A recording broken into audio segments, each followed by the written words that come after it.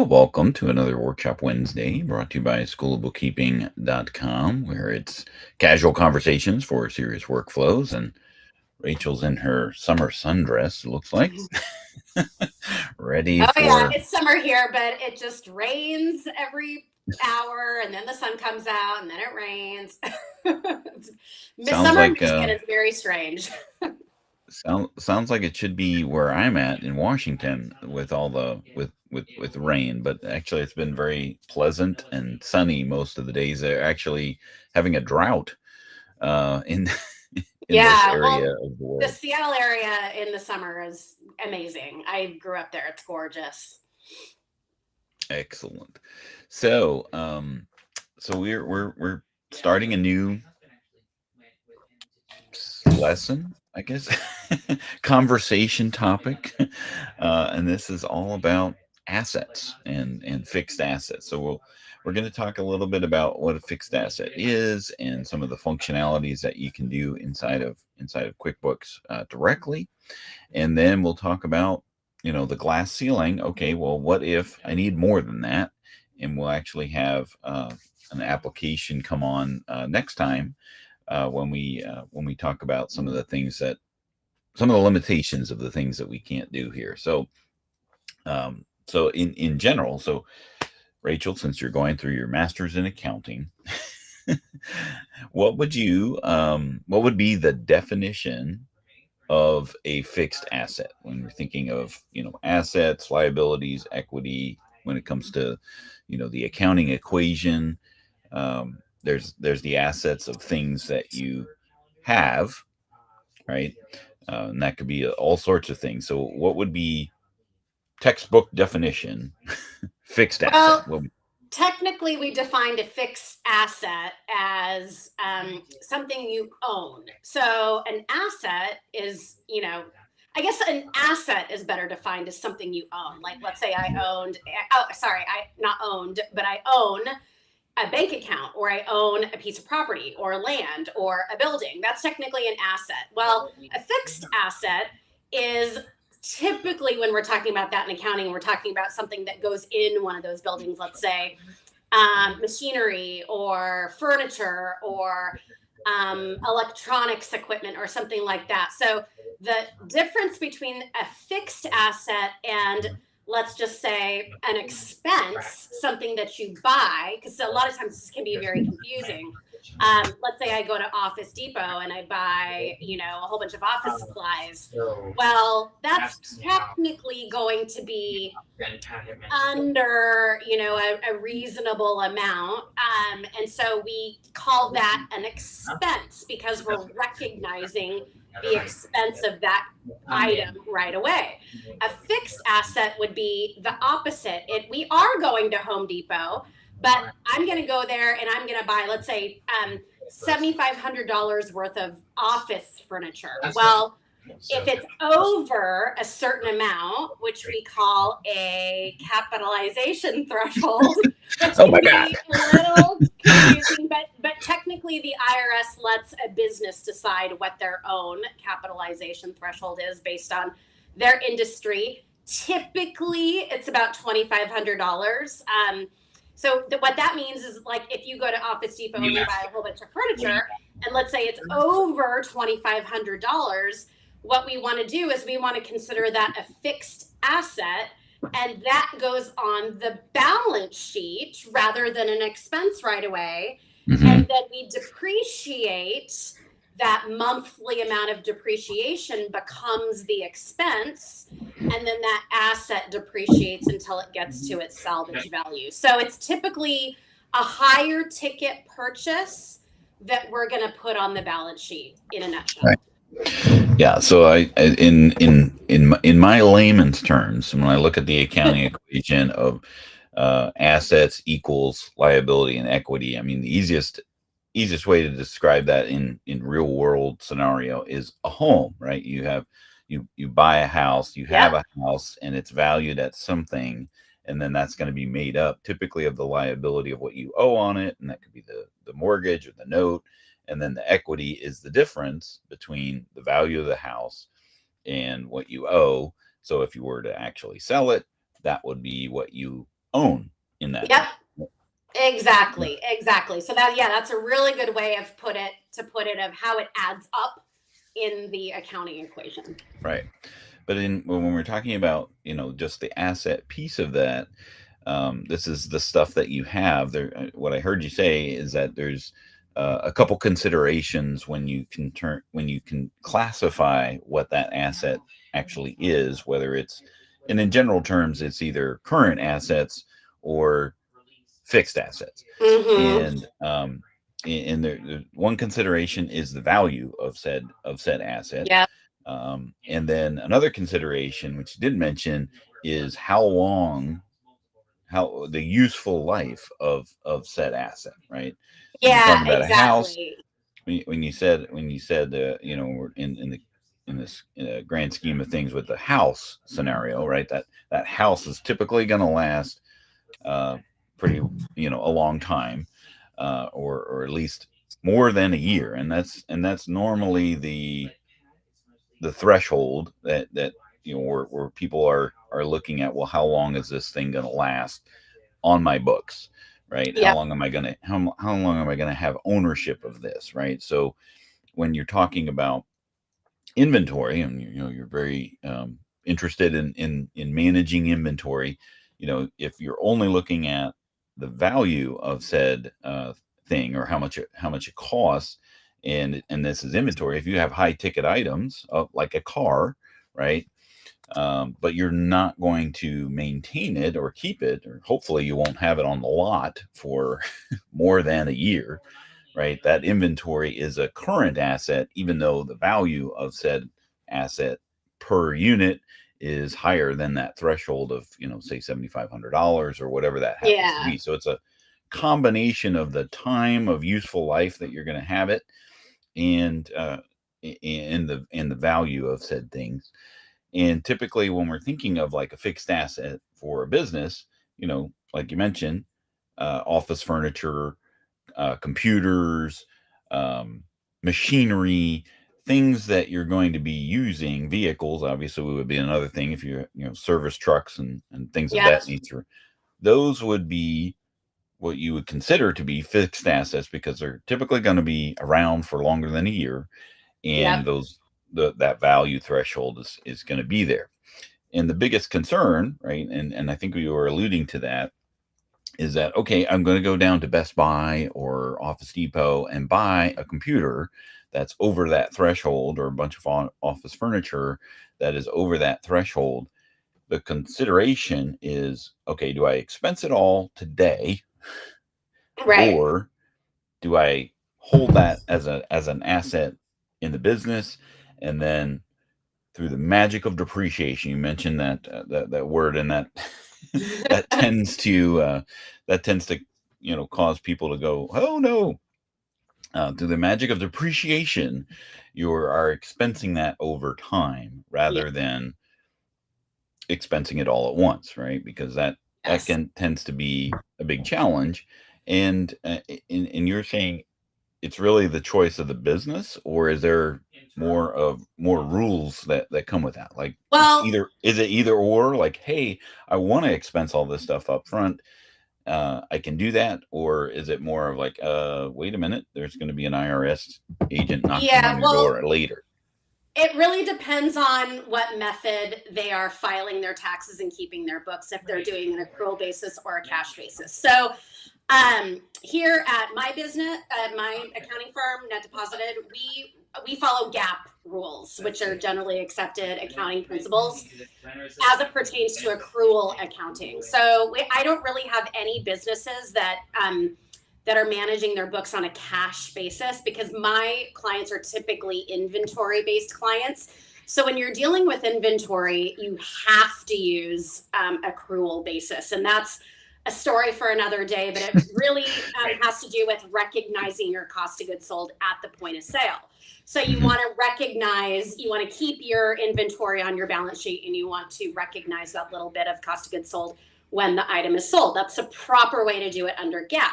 So if you're following GAAP principles, you want to incur the expense in the proper accounting period. So let's just say your cash basis, meaning your books are your income and your expenses are being recognized when money changes hands. So that's, you go to Home Depot and you buy $12,000 worth of computer equipment. If you're on a cash basis, yeah, you would just expense that right away. Now, is that going to give you an accurate portrayal of gross profit? Right. Probably not. And that's why, if you're wanting those little bit more advanced measurements of your business, such as looking at things like profit, looking at things like margins and that kind of thing, you definitely want to be doing accrual accounting. And in that situation, yes, we really want to adhere to a capitalization threshold. And really, it really depends on your industry. So let's say for instance, yes, you are going to be following accrual bookkeeping and accounting. And so you are going to be recognizing depreciation, things like that. The IRS does say that it really does sort of depend on your industry. There is no set capitalization threshold. You can consult your tax professional and determine what the best threshold is for you. So now, but then what I was going to say to your point, which was a very good point, is, going and buying. Asking those kinds of questions, so they've had no outlet. Going and buying things like computer equipment is going to depreciate much faster than, let's say, office furniture. So fixed assets aren't fixed assets. I mean, there's different kind of fixed assets, but by and large, like you said, it's really something that's going to be on your balance sheet for a considerable amount of time, definitely more than one accounting period, meaning 1 year. So we really want to recognize that now. And then, how fast do you want to depreciate those things? Well, there's different methods of depreciation, really kind of depending on what the asset is. So it can get very, very complex, but fundamentally, we're just talking about putting stuff on the balance sheet, making sure we're recognizing the accumulated depreciation and the depreciation expense. And those are the things that I know you're going to mention that QuickBooks now can do for you. Yeah, because in the past, prior to this new-ish feature in QuickBooks Online Advanced, the amount of what that depreciation would be and calculating all of that was really left into the hands of the accounting professionals that would enter these things and figure them out. I still do it manually, by the way, which I don't mind. I like doing it, but and I do think that every good accountant should know how to do it manually. But the fact that this can do it, and track it is incredible. I love it. Yeah, it's that's always been kind of like QuickBooks Desktop had in accountant versions and enterprise had a fixed asset manager application as part of the installation of QuickBooks Desktop, which was the ability to put synchronize those fixed assets into the fixed asset manager, and then associate the book value, the salvage value, and assign the depreciation method, which we'll talk a little bit about when we kind of demo it here inside of QuickBooks Online. And then those entries would then be calculated. So it basically was a depreciation calculator, and then it would synchronize the journal entries back into the QuickBooks file on whatever schedule that you felt like making. And that didn't exist inside of QuickBooks Online at all until this fixed asset feature decided to make its head rear its head. Right. So let me go ahead and share my screen here. We're inside of my demo account here, and over on the left side, where is it hiding now? Advanced accounting is where it's hiding inside of the QuickBooks Online Advanced. Now that's one caveat to all of this, is that this is only available in Advanced. So So if you don't have if you have any other version of QuickBooks Online Plus, Essential, Simple Start, Solopreneur, Ledger, whatever, this feature doesn't exist. So it has a nice little video embedded in it, or it takes you right to the article that QuickBooks has about it, of how it does work. You can set up individual assets, or you can add multiple assets, a la a spreadsheet Oh kind of man, that's format, cool.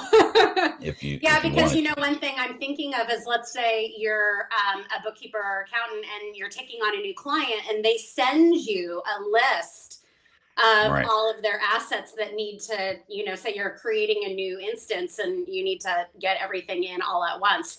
I didn't know that there was this add multiple feature. That's Right. cool. Well, there we go.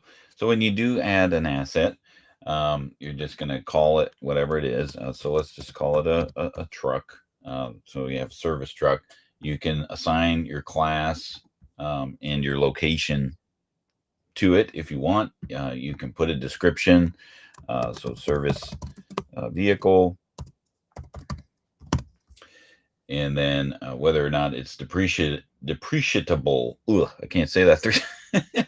Whether or not you want to depreciate it or not. And in simplest terms, depreciation is just associating the declining expense of the or the value of said asset. Cause especially in, you always hear that about vehicles. As soon as you drive them off the lot, they are worth less than the price that you paid for them.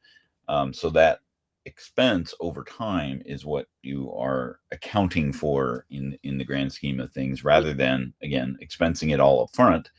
And then, like, to your point, I have a huge negative net income that month if I were to expense a truck purchase Exactly. in January. Exactly. As That's why opposed for, to, a really simple business that isn't necessarily looking at those things, maybe they're literally just doing compliance bookkeeping to plug a number into their tax return.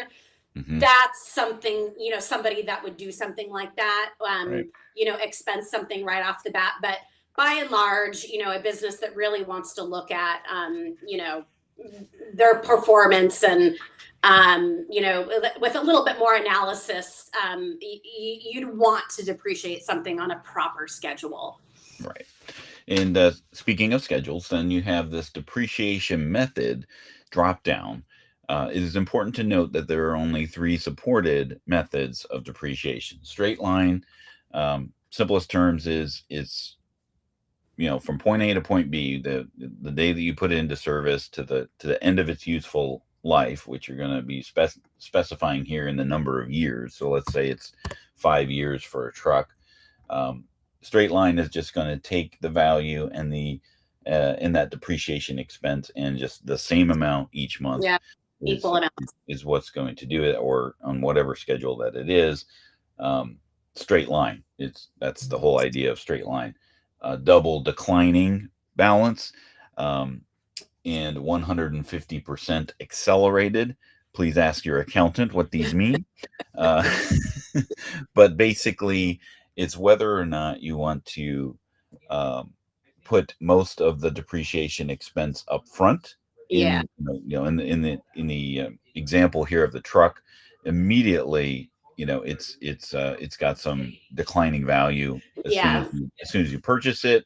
So maybe you want to expense that up front, and then over at the end, it's more of a little less of a depreciation expense. But the thing is, you can't change this midstream, right? No.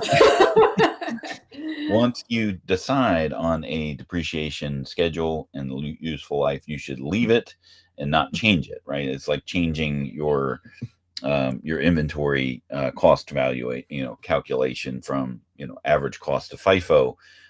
You can't do that, because you potentially could be double dipping, Yes. the value or the expenses at that time.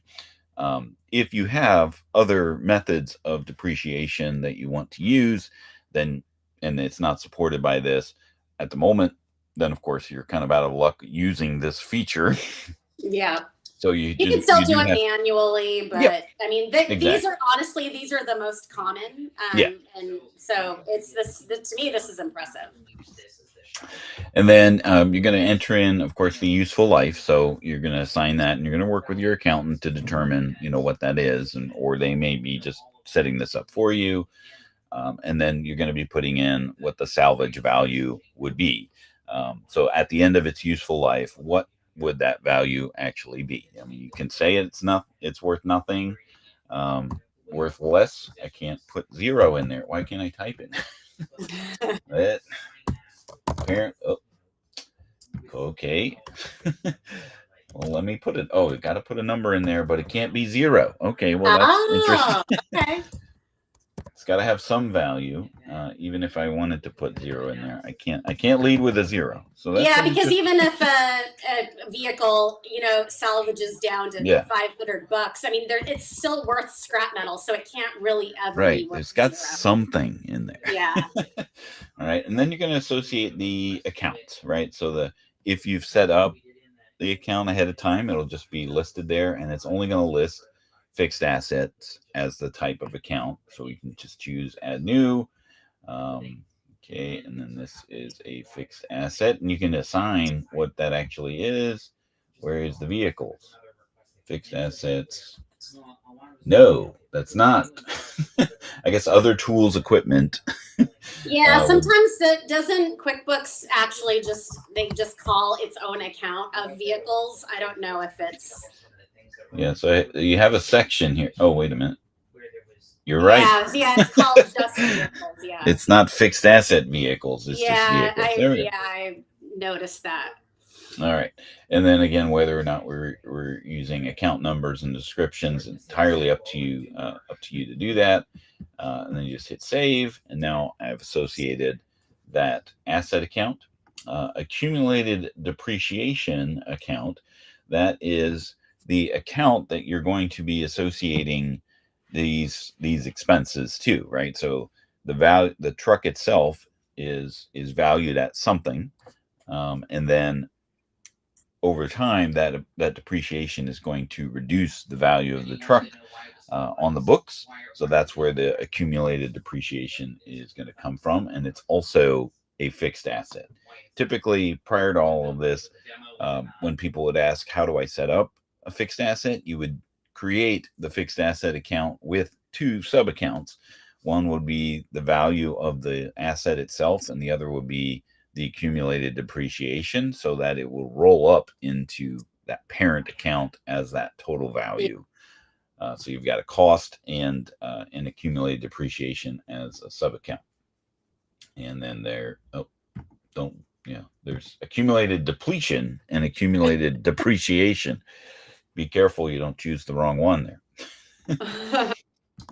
All right, and that's just accumulated depreciation. And I didn't have my lagging second capitalization, which is even better. Okay, and then where we got that unknown error. Uh-oh. What do they do? Maybe I have.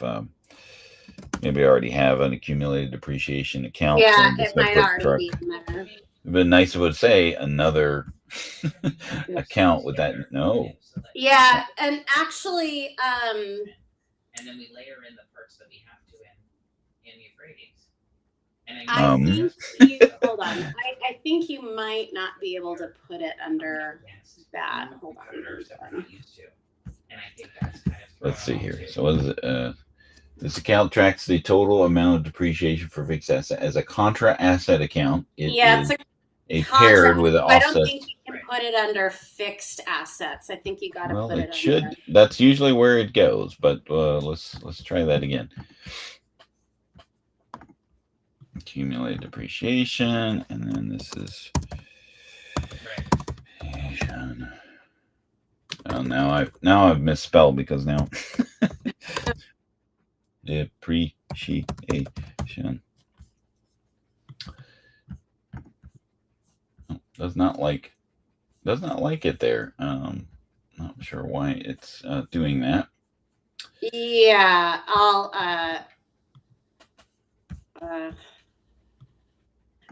you so go go to fixed assets. That no, back to Well, where you were. No, up. Save in here. under fixed assets. Drop down more. You should have Uh, you don't have I need to do it depreciation. under the. I do need to do it Oh under the yeah, truck. yeah. Okay. All right. I was gonna say that might be too high for you got to go further down in the arrow. All right. So let's try that here. So save. Aha. There you go. See, and of course I misspelled it. Dang it.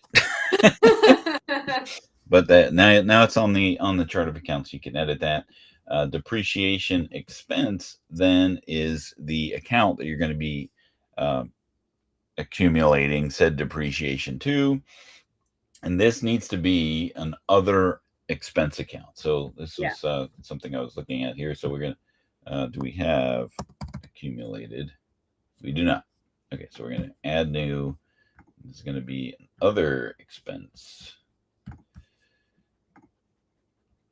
Depreciation and depreciation Now, expense. if there's business owners that are watching this and they just name something truck, Right. I was gonna say I usually like to name it like 2016 Ford F-150. Yeah. I like to call it. Right, be a little bit more specific with your naming convention. Yeah. Especially if you have more than one truck. Yeah, exactly. Exactly. So at this point, so we've put in the purchase price $60,000. The salvage value is $500. We realize that can't be zero, and we've said the useful life is 5 years, and we've told it straight line depreciation method. As soon as I hit save, all right, it's added successfully, and the first depreciation entry will be posted at the end of next month. And there it is. There's my I love that. My asset value, the depreciation over the course of this year. So it's again, because we chose straight line, it's choosing whatever that expense is over 5 years divided by 60 months. It's $991.67 each month that is being expensed, starting as soon as you put it in place. Now, what if this was historical, right? We're trying to enter this in prior to today. The depreciation and the fixed asset depreciation schedule and the automated here is only from today moving forward. So if you have prior depreciation to enter, you're going to have to enter that in manually. But from this point forward, those depreciation entries are going to be entered in on a monthly basis. Now, it doesn't do anything on any other basis other than monthly. So if you prefer to have it annually, then this option's not for you, because it's going to be doing this on a monthly basis. But you can see the schedule, and then ultimately when it gets to 2029, there's our remaining salvage value of $500 that would be left on the books, which would stay there until you decide to dispose of it. And then what if it's more than $500? Well, then you need to account for the that difference between the salvage value and and what you actually receive for it as revenue at that point. So that could be another other income event here if you dispose of this truck and get, say, $2,000 for it. That $1,500 would now be revenue to the company. And what do we have here? So we have our dispose options, and we can delete them if we wanted to. So now we have fixed assets listed here, and we can view, edit, dispose. We can duplicate, and then again we have this option of the add multiple assets, and you can modify the columns if you do. And if you do have a spreadsheet already and you just want to kind of copy and paste it into here, you can do that. Just formulate or move the columns exactly the way that your spreadsheet is, or vice versa, and then you just copy and paste it into the add multiple assets here. So it's a really nice feature. It's nice that it's directly within QuickBooks Online, whereas in desktop it's actually a separate application that you have to open. There's a big desktop challenge when it comes to when you skip years and you have fixed assets. This is all within side of QuickBooks Online directly. You don't need to go anywhere else to enter those things in and then push them back into QuickBooks. Yeah, and I like that when you're using that, it just has a little built-in schedule, so it's not like you need to go out to Excel and create your depreciation schedule and then save it, go into your recurring transaction and then save that spreadsheet. You know what I mean? It's typically like how I did it before. Right. So yeah, this is really cool. I really like it. Jamie said change tax form. What did I? Yeah, she was talking about when you were when you were adding that GL account. She was like, you change in the little drop down thing. She said change tax form. Oh, gotcha. I wasn't. I was looking over here and I didn't see the comment come in. But yeah, that's how you would use it now. So just bear in mind, it's only QuickBooks Online Advanced that will have this feature, and of course your QBOA your books is advanced books, so you would have that as the ability to do that inside of your QBOA account or any of your clients, or if you are a business owner, as long as you're on the advanced subscription. So we have added this little yeah, I have it in mind. It's cool. And in School of Bookkeeping, we've created a sub-module inside of the QuickBooks Online Advanced tutorials just for all of this stuff. We've also taken Intuit's articles and put them in there as well. So you really just have it all in one place when you're using School of Bookkeeping. And if you do need to have an access to it, and if you don't, here is a link for a free 30-day trial if you wanted to check this out on schoolofbookkeeping.com. So now the question is, what if I need some other depreciation schedule, or I don't have QuickBooks Online Advanced, right? So there's challenges there. So this is nice, and I do appreciate this feature, but it's kind of like In-N-Out Burger. It does one thing really well, right? But if you want chicken nuggets, you're not going to get them at In-N-Out Burger, even if you do find the secret menu. I thought you were going to say the burgers are their one thing good they do right, and not the fries, because I hate In-N-Out fries. They are, yeah, they do have, especially if you ask for cheese fries and they just throw a slab of cheese on it. Not a fan. That's not a fan. Yeah. No. What is your favorite French fry then? I don't know, but I definitely I'm not really a big fan of it. Now I love the In-N-Out Burger, and you know what I will say? I like Shake Shack fries because they have the what is it called? The crinkle fry. Crinkle cut. The crinkle fry. Yeah. Yes. And you can actually get cheese sauce instead of this slab of cheese that's on top of it. And because they are crinkly, they just grab onto that cheese like they're supposed to. Exactly. So yeah, we've digressed a little bit into yeah, now I'm like French fries. Burgers. So yeah, if you want chicken tenders, you got to go to Raising Cane's now instead of which has really good French fries, by the way. If you want something else other than what's on the menu for this fixed asset manager, then you're going to need to look elsewhere, right? Or if you're in QuickBooks Online Plus or Essentials, this feature just doesn't exist. And if that's the only thing that is causing you to go into QuickBooks Online Advanced, that's a little expensive Yeah. of a jump.